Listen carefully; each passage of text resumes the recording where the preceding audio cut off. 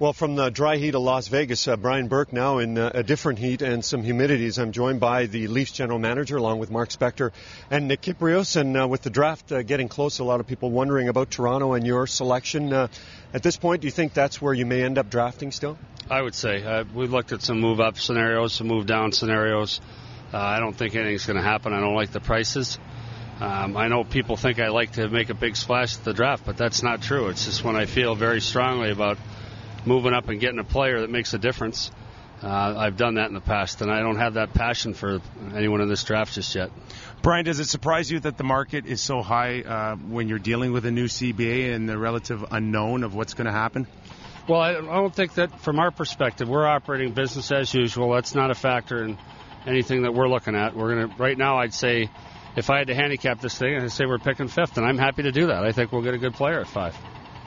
Brian, you've stated that you have to work on your goaltending situation in Toronto. The goaltending market has been closing up a lot lately. Josh Harding signs. Anders Lundback goes to Tampa Bay. The one guy out there is Luongo. He's got a big long-term deal. Can you just speak to the difficulty of trying to upgrade that position for the Leafs? Well, it's something. First off, we don't need a goaltender until we play games.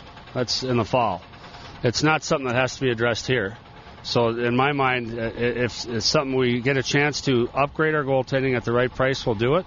That may not happen here. It may not. I'd say right now it looks like it's not. I do believe in our goaltenders, and we're not bent on, if we can upgrade at a price that makes sense, we will. But I believe in our young goaltenders. So if we have to start that way, we're prepared to do that. Brian, I got to ask you, in the past, you haven't liked the offer sheet. Is it viable now? Has your mindset changed?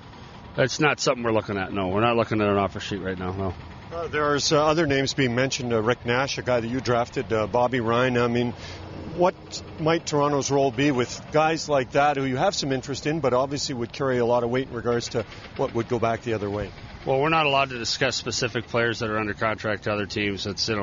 There's some names in play, whether those two are in play or not, or to us, I wouldn't say. There's a lot of stuff being thrown around right now. The whole time frame changes now. The Thursday night before the draft, everything gets compressed and accelerated.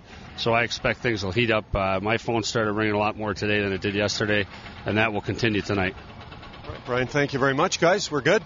We're good. Okay, we'll let the Leaf GM go, and we'll see you, if not before Friday night, behind us. Okay, thank you.